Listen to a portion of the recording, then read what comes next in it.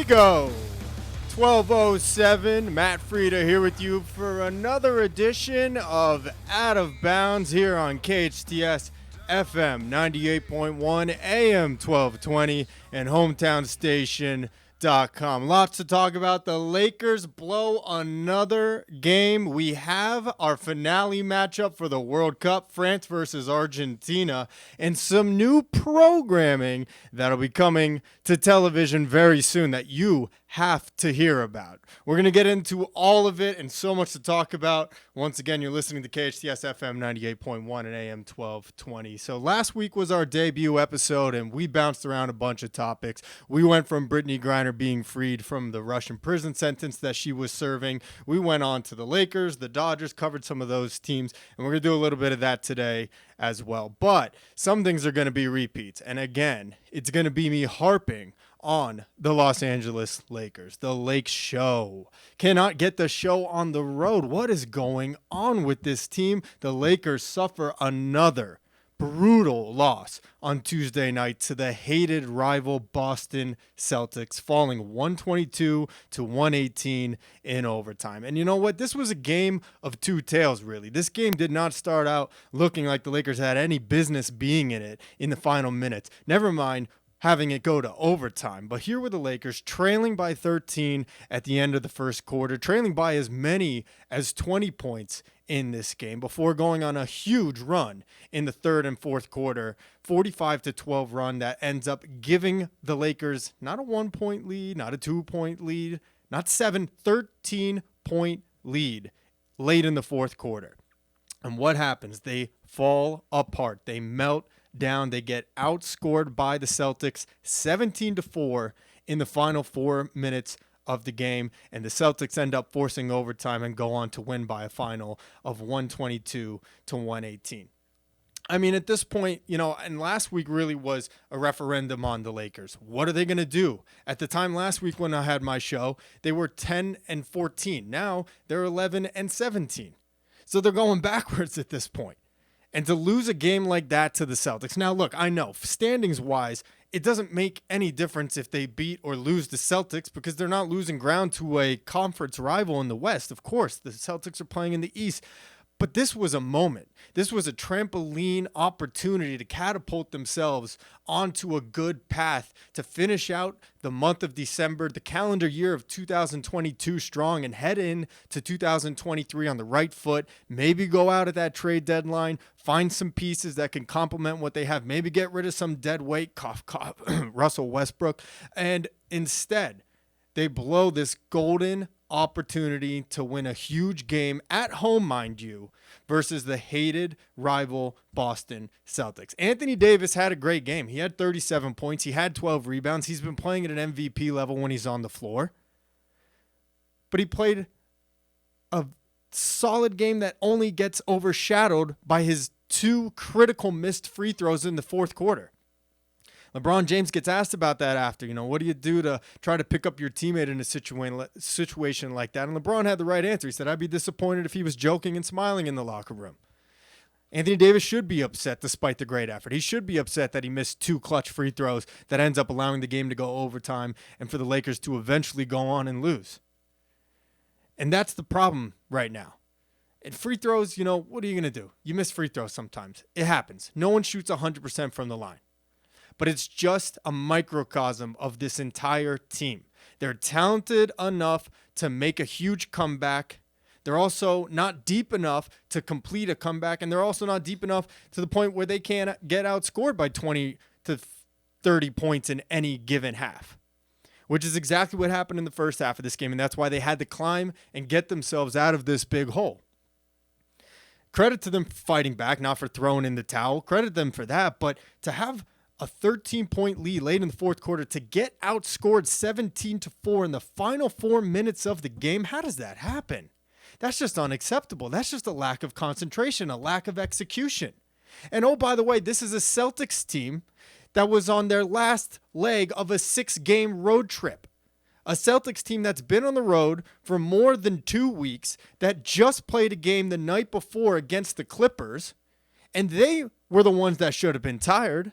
They're the ones that should have been struggling to close this game out, not the Lakers, who are playing at home, who have been at home for the past several games.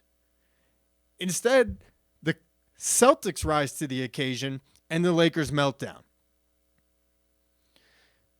Brown has a three-pointer for the Celtics to make the score 106-96. Lakers still up by 10. There's 3 minutes, 48 seconds left. Immediately on the inbound pass from LeBron James, it gets stolen by Marcus Smart, who lays it in to cut down the lead to 106-98. That is a lack of concentration. That is a lack of execution by the Lakers and by LeBron James, quite frankly. First of all, a wide open three-pointer for Brown hits that with ease. He's going to do that every time you leave him open like that. Meanwhile, you inbound the ball without even paying attention. Marcus Smart's right there. It's in his name. Marcus Smart, smart guy. Takes the ball, puts it in. All of a sudden, it goes from 106-93 to 106-98. And you know the rest from there. The Lakers open overtime with the first 4 points. 2 shots from Russell Westbrook. And then 5 consecutive awful and quite frankly just selfish shots by the Lakers, 3 of which come from who other than Russell Westbrook. And so now the Lakers are staring down the barrel of going even further under 500 because they play the Nuggets next. Nuggets are playing the Clippers tonight, and then they're going to play the Lakers tomorrow here in Los Angeles. Lakers have an off day, so they have 2 days now, yesterday and today, to get themselves ready. And at this point in the season, it's make or break time. You cannot continue to flounder like this in the Western Conference and expect to get into the playoffs. It's getting late early for this team. LeBron James, Anthony Davis, they're doing everything in their power, but unfortunately, this team just isn't deep enough. You have Bryant coming off the bench and a bunch of other no-names. The only other guy that I really actually like on this team that I actually think is building towards something potentially in the future is Austin Reeves. Guy plays good ball, plays good defense, makes good passes, runs it up in transition, does a good job of all that. But he's only so talented, and guess what? You can't rely on him to be your 4th option, your 3rd option. Pat Beverly finally started hitting some threes. This guy normally can't hit water from a boat. Finally starts hitting some threes against the Celtics. If that could happen with any regularity, maybe things would turn for this team. But unfortunately, they're just not that deep, and you're not going to count on Pat Beverly to be hitting shots from the perimeter very often.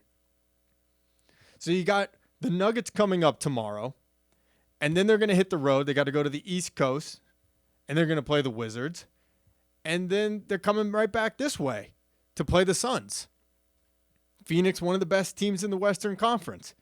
You got a little bit of a soft spot with the Kings and the Hornets. Mavericks after that on Christmas Day. Mavericks have been underachieving. There seem to be some locker room issues over there. Luka Doncic and some of those guys. But realistically, are any of these games wins that you could just mark off on the schedule as an automatic win? I don't think so. Not with the way this team has been playing. As it stands right now, the Lakers are 12th in the Western Conference behind the Timberwolves, behind the Warriors, and the Mavericks. Mavericks are 14-14, and hey, the Warriors, they're underachieving right now too, 14-15. But the talent is there with the Warriors. The team is there. I don't know if I could say that about the Lakers. The talent is certainly here in Los Angeles for the Lakers, but for whatever reason, none of it seems to fit. That's what I said last week about Russell Westbrook specifically. They had this puzzle, this nice collection of talent, but it hasn't fit together nicely. It hasn't fit together like a puzzle. There's too many edge pieces. There's no centerpiece. There needs to be something that will work with LeBron and Anthony Davis to put them in the best position to succeed, whether that be getting outside shooters that they can pass the ball out to after they drive, or maybe getting a couple more solid perimeter defenders. They're missing 1, maybe even 2 of these kinds of guys to make them a playoff team. Now, I can't even say a championship team with them at 11-16 at this point. I mean, they're only 2.5 games ahead of the last place San Antonio Spurs at this point. Things certainly are not looking so good right now for the Lakers. LeBron James, bless his heart, works his butt off every game, and you got to credit that. You got to credit the ethic that he has at his age to be doing what he does. But you got to put some blame on him as a leader. You got to put some blame on Rob Pelinka as the general manager of this team for failing to build around LeBron like it was supposed to be done. He did a great job of it when they won that championship in the 2020 season. They had a bunch of perimeter shooters, a lot of knockdown guys. They had the veteran leadership and the perimeter defender with Rajon Rondo. They thought maybe they'd get that with Pat Beverly this year, and it just hasn't worked out. And you have Russell Westbrook here, who's eating a huge chunk of the cap space and really is just an incomplete point guard. Yeah, he gets those first 2 buckets to start overtime, but then he takes 3 really ugly, poor shot choices, and the Lakers end up collapsing defensively, offensively, in every possible way and lose this game to the Celtics. It was a disappointment because I had my eyes on it while I was doing some background fodder, doing some other stuff around the house. And I couldn't believe my eyes. The Lakers with this huge comeback after trailing by 20. They go on this 45-12 run. They have a 13-point lead late in the game. And somehow, some way managed to blow that. They look lifeless in overtime other than those 2 buckets from Russell Westbrook. And like I said, I thought a great opportunity, regardless of whether it was an Eastern Conference foe. It's the Boston Celtics. Every Lakers fan, every Lakers player gets up for that rivalry. And this could have been the one that catapulted them onto the right path, on that direction of getting things back on track. And unfortunately, they don't, and I think it's a missed opportunity. So lots of work still for them to do here, and we'll see. What do they want to do with the trade deadline? Are they just going to accept it and move on and ride this season out? Are they going to try to get rid of Russell Westbrook, trade him? He's obviously an attractive piece, not necessarily as a player, but because he's an expiring contract. So you got to imagine there's some teams that are going to want him. But here's the thing. Laker fans, a lot of Laker people in the Laker world are expecting to get first-round draft picks for Russell Westbrook. No. That's not happening. I mean, unless you find an absolutely desperate team that has their eyes on a prize free agent at the end of this season and they're willing to accept Westbrook to get that dead cap space there, I don't see why anyone wants to trade a highly valuable draft commodity to try to get Russell Westbrook. They're really in between a rock and a hard place right now because you got Anthony Davis, who's playing at an MVP level. You got LeBron James still playing at an MVP level. How much longer will that continue, though? And you don't have a whole lot of draft capital at this point. You don't have a lot of guys that you can continuously rebuild and refill this team with. And you look across the aisle at the team they just lost to, the Celtics, and how well they did it over the last 5 or 6 years. Getting Jason Tatum, getting Jaylen Brown, and adding all these ancillary pieces like Marcus Smart and so on and so forth. Heck, they even have 33-year-old Blake Griffin. Remember him? Clipper great. They even have Blake Griffin running up and down the floor for them these days. And unfortunately, Rob Pelinka neglected to build this team the proper way around his 2 superstars in Anthony Davis and LeBron James. And it's hard to fault him because it's a tantalizing thought to go and trade for Russell Westbrook after he had that season that pretty much everyone forgets when he was with the Washington Wizards. But you look at it under a microscope and you see it's just not a fit. His game does not fit these guys. And like I said last show, I don't see how he fits with any NBA team these days. He doesn't shoot the ball well enough, and he's a little bit of a head scratcher when it comes to some of his decision making as far as passes and of course for shot selection. So Lakers 11-16, golden opportunity falls right through their hands. And speaking of gold, the World Cup is coming to a head. We have a finale, the matchup for the World Cup final, France versus Argentina. Now, this is probably the most I'm ever going to talk about soccer, and it's a good thing that World Cup only comes around once every 4 years because I'm sorry, I know nothing about soccer other than what I read. I didn't even play organized soccer once growing up. I don't know why. Never got enrolled in it. I was a basketball and baseball guy growing up. But France advances to their 2nd consecutive World Cup with a 2-0 victory. They end Morocco's Cinderella story at the World Cup. But huge ovation, huge round of applause, and deservedly so for Morocco, who topped a group that had Belgium, that had Croatia. They knocked off Spain. They knocked off Portugal. And a really impressive showing for them. Really, no one expected them to go as far as they did. Unfortunately, their story comes to an end. Meanwhile, Argentina, who, let's be honest, we all kind of expected them especially me, the huge soccer fan that I am, to advance to the World Cup. They end up beating Croatia 3-0, led by Lionel Messi, who scored his 5th goal of the World Cup. Andrew, everything that I know from soccer is mainly came from me playing FIFA with my college roommates. Oh yeah, that's how you know the rosters and stuff. I wouldn't have known any soccer player's name. I would have known any, like a nutmeg, when you kick the ball. Yeah, right between the legs. Yeah, wouldn't have known any of the terminology, the equalizer, if not for FIFA. Yeah, no, the World Cup has been great. Sad to see Morocco go. It was a great story. That was a Cinderella, It was pretty cool. Nobody expected Morocco to go as far as they did. No, it was pretty cool to see. Really cool to see, and that's what makes these kinds of tournaments so great. Yeah, and then you just see the tune in, the live from the capital cities of each of those countries, and just massive people watching the screens. It's really cool to see around the world. Yeah, everybody going crazy like that. Yeah. It's a shame, and no disrespect to Messi, one of the all-time greats of Argentina, of course, but we're all losers in this one. I'm gonna tell you why. Not just Croatia, of course they lose, and of course they're probably the most upset, but maybe only after me, and that's because earlier this week the former Miss Croatia, a girl by the name of Ivana Knoll, said that she would get naked if Croatia won the World Cup.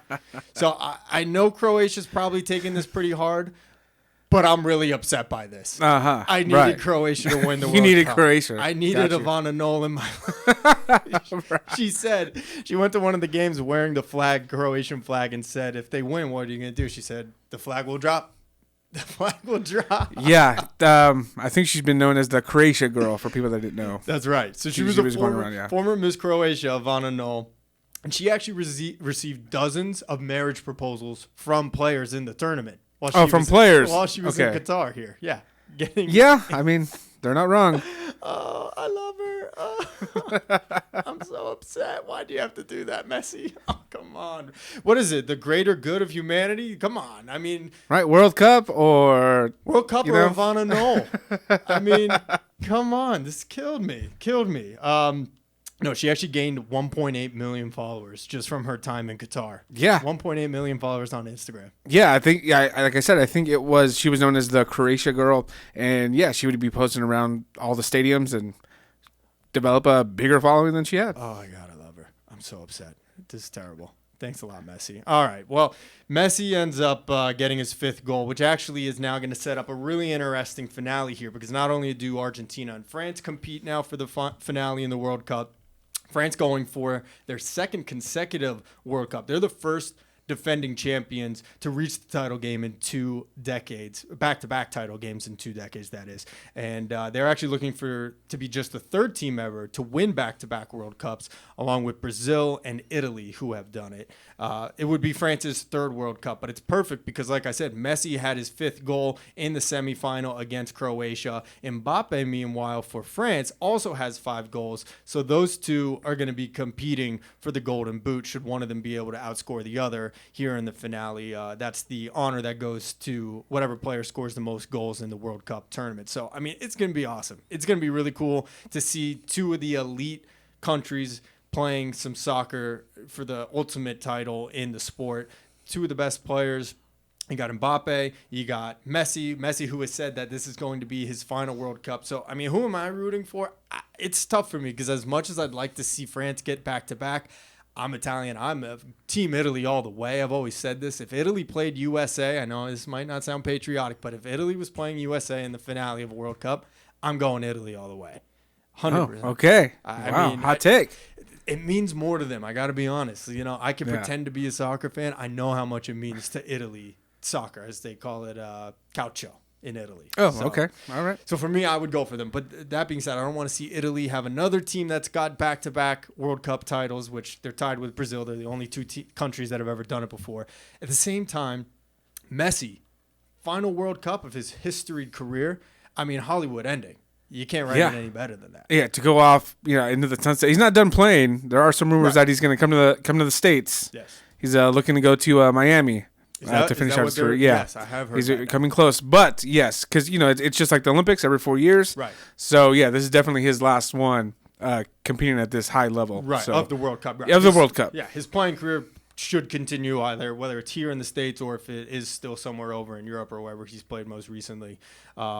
He's what, 36 now, I think? 36-7, 37, something right. like that. So by that time, you imagine a 40-year-old that's going to be tough to be. So well, I mean, Tom Brady's still doing it. That's true. That's true. But Tom Brady cries and whines every time he gets breathed on. This is true. So he doesn't get hit, or probably doesn't have as much physicality as even the best soccer players out there. So, but yeah, I guess you know what? I'm going to go on the record here and say I'd like to see Argentina win, see Messi go out and ride off into the sunset here his final World Cup and be the hero to his country even more so than he is already right now. Hey, it's 12:27 here on KHTS FM 98.1. Lots more to talk about. You're listening to Out of Bounds with Matt Frieda. When we come back, we're going to talk about some new programming coming to the television set. We're also going to talk about a famous Clippers fan who had a little incident this week at Crypto.com Arena. And hey, the Dodgers finally getting active on the hot stove. Don't go anywhere. You're listening to KHTS FM 98.1 AM 1220 and hometownstation.com.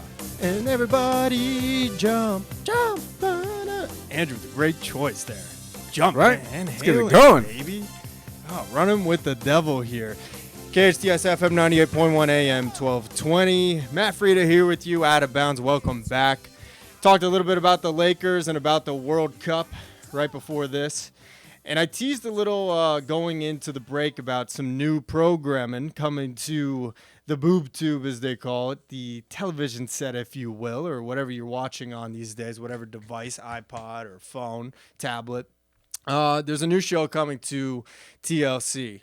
If you don't know, TLC stands for The Learning Channel. Has also hosts some of the most educational television shows, such as 90 Day Fiancé, My 600-Pound Life, and Sister Wives. So if you were trying to learn about polyamorous relationships or how 600-pound people live their lives, or about 90 Day Fiancé, where they marry men and women from overseas and try to bring them back through a green card process, the Learning Channel, TLC, is where you want to see that. But they're coming out with a new show that I came across yesterday.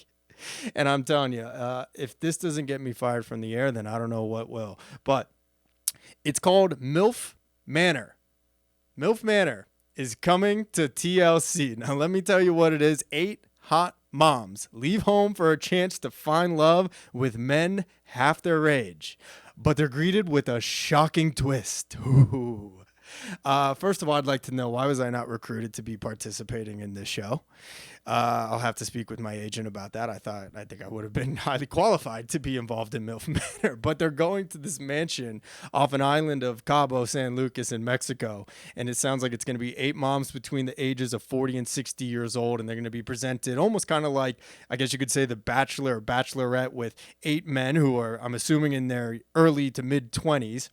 And it'll basically be a dating game from there, and we'll see how it plays out. I'm wondering what this shocking twist is. I tried to get into the nitty-gritty details, see if there were any internet sleuths that were able to uncover it, but I didn't find out. I did see one suggestion, because the video cuts off, and it's the men being revealed. You don't see any of their faces. And then the women going with their hands over their face, gasping. And one of them says, "It just got real." And I saw this amazing thought from somebody on Twitter.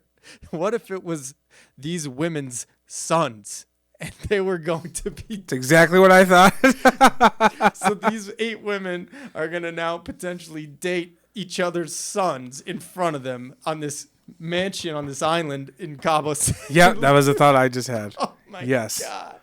And this is why reality TV sells. This is why, because we're talking about it here, and honestly, I can't wait to watch it. I cannot wait to watch it. And if there's a season 2, you bet I'm going to be applying for it. So I don't know. We might have to find a new person to host Out of Bounds for a couple weeks. Oh my God. All right. Look, that's enough. That's enough. I need to get my faculties about me here again, because this is a very important sports show. We got to talk about sports. What am I doing here? MILF Manor, though, on TLC, if you want to check it out. Hey, a famous sports fan of one of our professional teams out here was involved in an incident recently at Crypto.com Arena. Clipper superfan Daryl Bailey, better known as Clipper Daryl. You'll see him at every Clippers game, usually wearing his signature half blue, half red suit, was involved in an incident with the Crypto.com arena security staff as he was trying to enter the facility. So he's been a season ticket holder for 20 years now, has Clipper Darrell, and by all accounts, he sounds like a great guy. From people I've never met him personally, but people I know that know him, and every time I've ever seen any fan interaction on social media, always seems willing and able to take photos with fans, and seems just like a really friendly guy. So this one kind of caught me off guard, but it looks like, and you can find the video is posted on TMZ Sports, but really you just search Clipper Darrell on any social media page and you'll be able to find it. It looks like he's trying to enter the facility. He's having a verbal, I don't want to say argument, but a pretty heated looking conversation with the security guard member. And then he tries to sidestep the security guard to get past him. Now, I don't know why he was being quote unquote detained in the first place or not allowed to go on past security and to his seat. I mean, this is a well-recognized face. There's only like 7 Clippers fans in the world anyway, so he's one of them. And he's trying to get past, so security sidesteps with him and prevents him from getting in. At that point, it looks like he gets pushed by the security guard, and it looks like the security guard actually kind of puts a forearm up to Clipper Darrell's neck, trying to push him back, and then that's when Darrell actually swings with his fist closed, but it's ultimately the next punch that is thrown by the security guard, and it knocked Darrell down to the floor. From there, some people were able to break it up. But definitely some scary stuff here. Not something you want to see, especially with a super fan like Darrell, who, like I said, by all accounts from what I've seen, seems like a really friendly and down-to-earth guy. He's a passionate fan. He's not just a plug from the team or the organization. This is a guy who pays for his season tickets. And if you look at his Twitter bio, it says, "My dream is to sit on a courtside game with the Lakers and Clippers with Jack Nicholson, and to do it with Spike Lee for a Clippers and Knicks game." I mean, this guy's just a diehard basketball fan. He pays out of pocket to go to these games, and he's a great representation of the franchise from everything we can tell. But unfortunately, this incident looks really bad, and we'll see what ends up coming out of it. Lee Zeidman, the president of Crypto.com Arena, came out with this statement: "Clipper Darrell became involved in a verbal and then physical altercation. After receiving immediate medical attention, Darrell was transported to a nearby hospital for further evaluation and treatment." So, I mean, again, not the way you want to treat your fans. We don't know what was said. We don't know what exactly led up to the incident, so it's hard to make a firm stance on this, whether he was in the wrong, whether security was in the wrong. Obviously, you don't want anybody in your security staff, whether you're the owner of Crypto.com Arena or you're the owner of a bar, to ever actually have to throw punches. It seemed like it could have been easily handled in a different way by just detaining him and trying to, get his hands behind his back if he was really causing any type of disruption. But instead, the punch gets thrown, Darrell goes down, and it's grown into a big story now. So the Clippers might go from 45 of their fans down to 44 now after this. So we'll see. I did reach out to Clipper Darrell on his Twitter account to ask if he wanted to be on the show. And I wasn't going to grill him specifically about the incident. Of course, I was going to ask him about it, but I would have also talked with him about the Clippers and where he sees them going. If he thinks Kawhi Leonard will play more than 25 games this year, because normally he doesn't.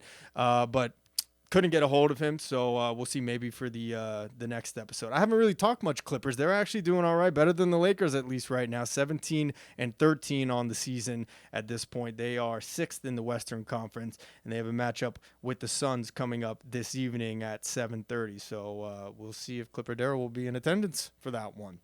So we covered Clippers. We covered MILF Manor, in case you didn't hear it the first time. Let's go on to some baseball, huh? The Dodgers, the boys in blue. Yep, we talked about them last week, about the lack of activity this offseason, unfortunately. The Dodgers not really doing a whole lot in an offseason that seems pretty pivotal for them. Losing some talent here, and unfortunately, how I feel about it, at least, it doesn't look like they've really done anything to replace said talent or improve from last year. Now, when you look at this team in a vacuum, they won 113 regular season games last year, but unfortunately, they come up short in the playoffs again, losing to the Padres in the National League Division Series. So now they've lost Trey Turner, the prime shortstop, one of the best, if not the best shortstop in baseball. He heads to Philadelphia. And then they watched the rest of the shortstop free agent market market pretty much dry up on them right in front of their eyes. Xander Bogaerts goes to the rival Padres. Then you have Carlos Correa going to the rival San Francisco Giants. Now, we know Dodger fans were not going to be very appreciative of Carlos Correa donning a blue Dodgers jersey, so maybe that's okay. You get 10 more opportunities to boo him now every year, right, Andrew? How do you feel? Yeah, if we booed him before as Dodger fans, coming in as a Giant, it's just going to be a free-for-all booing, boo party. Magnified 10 times. Yes, exactly. I cannot wait for that first matchup. I'm going to get tickets just so I can boo him extra hard. There you go. And by the way, you can listen to the Dodgers here on KHTS FM 98.1 AM 1220 and hometownstation.com. We're many months away from that, but what's happening here now, Tim, in my opinion, again, is that the Dodgers have not improved their team, and there's really no easy path to doing it at this point because most of the free agents are gone now. We thought this morning, we actually had a report here at the station that Dansby Swanson was on the verge of signing with the Dodgers. He would have been a great replacement for Trea Turner. I don't think he's better than Trea Turner, but I think he's very serviceable and comparable to him. He plays excellent defense. He was actually the first overall draft pick in, I believe it was the 2012 draft by the Diamondbacks before getting traded to the Atlanta Braves. And he started his career a little slow. He always had the glove. He's always been a Gold Glove candidate at short. The bat didn't come around until I'd say the last 2 or 3 years. Popped, I think, 20 or 25 home runs this most recent season in Atlanta. And he's someone that you could plug in at shortstop and would be nice. He's the only available remaining shortstop at this point that the Dodgers could go out and sign. And it makes sense on paper. If that doesn't happen, though, you're looking at a trade route. The only way for the Dodgers really to improve and get better would be go through trades. And realistically, unless there's a shortstop in the Dodgers farm system that's ready to take the reins there, it's not looking like they're going to be able to replace Trea Turner. And this without really even discussing their starting rotation. Now, they did make another addition earlier this week. And no, it wasn't Jason Hayward. We reported that last Thursday on a minor league deal. But they did go out and sign Noah Syndergaard to a 1-year deal. Noah Syndergaard, the former New York Met, that's where he had the most success as his time with the Mets. However, underwent Tommy John surgery, missed all of 2020 and portions of 2021. Really, he only pitched 2 innings in 2021. Last year, started the season with the Angels before getting traded to the Phillies. He made 1 start in the World Series, and he is 30 years old. So this is a prove-it deal for Noah Syndergaard. And honestly, I don't hate it because you look at the Dodgers' record of bringing in these middling starting pitchers or even batters, but just focusing on the starting pitchers here for a minute. You look at Andrew Heaney last year. You look at Tyler Anderson last year. Guys who really didn't have a whole ton of success in their career at previous stops, and the Dodgers bring them in and turn them around right away and get them ready to go and start looking like front of the rotation aces. So I could completely see that happening here with Syndergaard. And again, it's a 1-year deal. So not a bad stopgap while you try to wait for some of the younger guys to develop. So as it stands right now, the Dodgers rotation would in all likelihood, I would guess some order similar to this would be Julio Urias, Clayton Kershaw, Tony Gonsolin, Noah Syndergaard, and then you have Dustin May, who is still recovering and coming back from the Tommy John surgery that he had. Again, we talked about Walker Buehler, who underwent Tommy John surgery this past September, and I said the recovery, the rehab for Tommy John surgery is very ambivalent. It could go anywhere from 9 months to 12 months to even 16 months. Some guys will even have to sit out for an entire year and a half, 2 years. So it's tough to depend or expect anything from Walker Buehler next season. Urias, Kershaw, Gonsolin, Syndergaard, May, it's not terrible, and the Dodgers are always going to have a next guy up coming from the farm system. We saw a few names come up and pitch this year that were okay, and I expect them to be able to do that again here in 2023. But it'd be nice. I'd like to see them go out and get one more front-of-the-line starter. Carlos Rodon is still available. He had a great season with the Giants last year, previously was with the White Sox. He's asking for a big deal. The Yankees have been the team that's been most connected to him. I don't really see the Dodgers going out and doing that, but quite frankly, I think they should be more concerned about getting a guy like Rodon to put at the front of their rotation along with Urias and along with Gonsolin than they should be concerned with improving the offense, because we know how good the Dodgers offense is. We know they can score runs in bunches. I mean, every other day it seems they're scoring 5 runs in the first inning. I think you can get away with getting a glove first shortstop, or even putting a kid up from the minor leagues there that, again, is glove first, defense first, and whatever you get out of his bat is gravy, because the rest of the lineup can make up for it with the Mookie Betts and the Freddie Freemans and the Will Smiths, and then you add in the Chris Taylor and the Max Muncies, and they should be okay on offense. I think there's still more work to be done. This is probably the most dangerous thing that team can be, though. A team like the Dodgers is being quiet during the offseason. What are they cooking up right now? What could they possibly be cooking up? Because when you don't hear from a team, especially like the Dodgers or a big spender like the Yankees or the Mets, or even to a degree the Atlanta Braves nowadays, it might mean they're cooking something really big up. So who knows, but they certainly do need to try and find something here as they enter 2023. I think they need to address the rotation. I think they need to maybe get another bat. They did a good job trading for J.P. Fierson from the Tampa Bay Rays earlier this week. He was DFA'd by the team. He's been one of the better relievers in Major League Baseball over the last couple years. And again, he was DFA'd. That means designated for assignment or otherwise released from the team. So the Dodgers made a trade for him. They don't really give up a whole lot in that trade, just a small prospect who probably wasn't going to be an impact player for them anyway, not anytime soon at least. And they do improve that bullpen. But certainly was an issue for them last year, of course, with Craig Kimbrell, who had his struggles as the closer. So, yeah, I think, honestly, room to improve in all 3 departments for the Dodgers, in the reliever, in the bullpen, in the starting rotation, and maybe even in the lineup a little bit, with the loss of Trey Turner. So we'll see if they actually do go after Dansby Swanson. That situation is still fluid. He's still hanging out there. I don't think he'll get as much as Carlos Correa. 13 years, $360 million. Man, I wish I hit the batting cages more often than I did when I was a kid. I would have made so much money being a ball player. Ugh.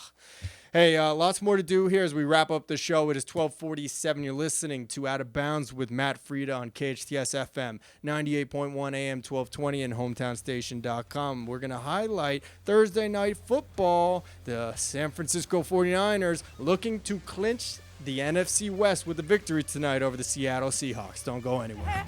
Yo. Welcome back. Out of Bounds with Matt Frieda here on KHTS FM 98.1 and AM 1220. Well, you probably went crazy if you listened to this entire show because, like I said, we bounced around. My ADD will do that to you. Sorry. Lakers to France versus Argentina. Miss Croatia not getting naked. Yes, we're all losers in that one. Thanks a lot, Messi. But you can still watch MILF Manor on TLC coming this week. Oh, boy. Yeah, that's going to be a fun one. I can't wait to check it out. But, hey, here, let's wrap it up. Thursday night football. Dun-dun-dun-dun-dun-dun. Last time we talked Thursday night football, Andrew, things did not go your way.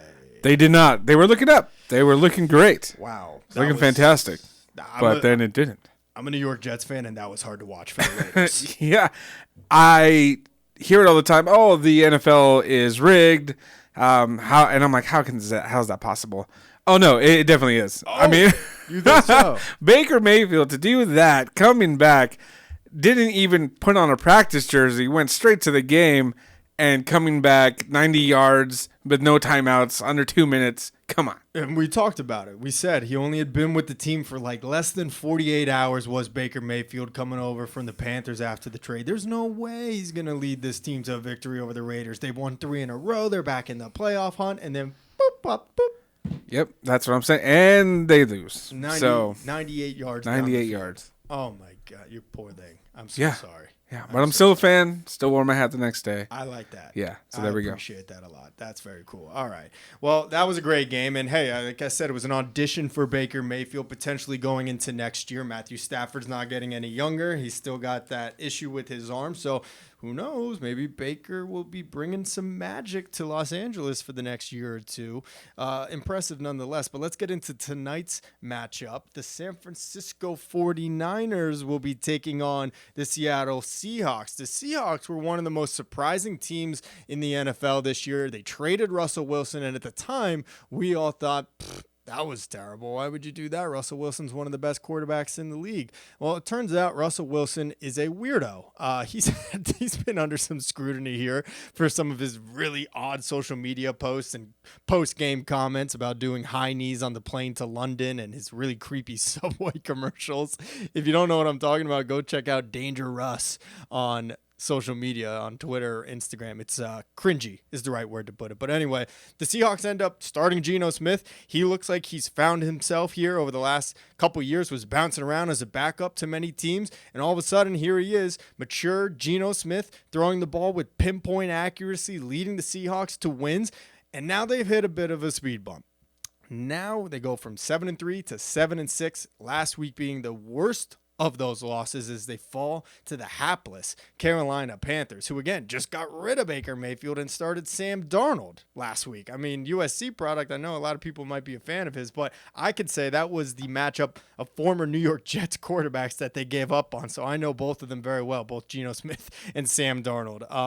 In any case, The Seahawks are struggling now, and their playoff hopes are starting to diminish and fall apart on them as they're 7-6. Meanwhile, the 49ers, 9-4. They got off to a bit of a slow start. Trey Lance ends up breaking his ankle. In comes Jimmy G, who I think the contestants on MILF Manor would have loved if he was a part of, but I don't believe he is, although he is available because he's out for the season. So in has stepped the Iowa State product, Brock Purdy. Brock Purdy, also known as Mr. Irrelevant, which is what they call the final pick of an NFL draft. That's what he was dubbed in the 2022 draft. Has actually stepped in and played really nicely. He's completed 67% of his passes. He's thrown for 461 yards, 2 touchdowns in the win last week, a blowout win, mind you, in against Tampa Bay and Tom Brady last week in their 35-7 victory. So while the Niners are 9-4, they're not without their concerns. They obviously have Brock Purdy playing quarterback, who's been doing well, but here's the issue. He's dealing with rib and his oblique. They're barking. He's got a barking oblique. So he may not even play tonight. And if that's the case, it's going to go to Josh Johnson, who is a veteran who's bounced around the league for a number of years now. Serviceable. By no means, are they going to be in trouble necessarily, but, Brock Purdy clearly would be a better option for them at this point, it would seem. Josh Johnson just having joined the team recently. You still got Christian McCaffrey, but they also lose Deebo Samuel last year to a major injury. Even former wide receiver great Jerry Rice had some comments about that on social media, saying to the Niners, please stop running our skill position players over the middle. They are getting killed, as he referenced the Deebo Samuel injury last week. He should be out for at least the next 2 to 3 weeks. They're hoping to at least get him back for the playoffs. But all that being said, the Niners have a chance to go out and win and clinch the NFC West with a victory here tonight over the Seahawks. So that's what I will be focusing here on Thursday night. It should be a pretty good matchup. The Seahawks are going to be fighting for their lives. You always have that 12th man out there in Seattle with that raucous crowd as they bring the decibel level up. So it should be a really fun one to watch. Geno Smith, again, will be leading the Seahawks, seeing if he can get them back on track and keep them in the position jockeying for a playoff spot as the season comes to an end here. The Raiders, Andrew, what's going on? Do we have anything to focus on? Not really. It's over. There's the minuscule chance, but a lot of things need to happen. About 6 teams need to lose. There's a tie, I think, thrown in there somewhere. I don't know, but they're not eliminated, but they're going against the Patriots this weekend, and pretty much they're going to be done. Oh, yeah. No, sad to say. We walked through this earlier this week after I came back in, and we're good? Oh. We walked through it. There's a lot of things that have to happen here. I mean, probably 5 or 6 teams need to lose out. You guys basically need to win out. So, unfortunately, might be time to stick a fork in the Raiders. But in any case, be sure to check out Thursday Night Football. And thank you again for tuning in to Out of Bounds with Matt Frieda here on KHTS FM 98.1 AM 1220 and hometownstation.com. We'll be back next week, same time, same hour, same channel. Be sure to tune in. Peace.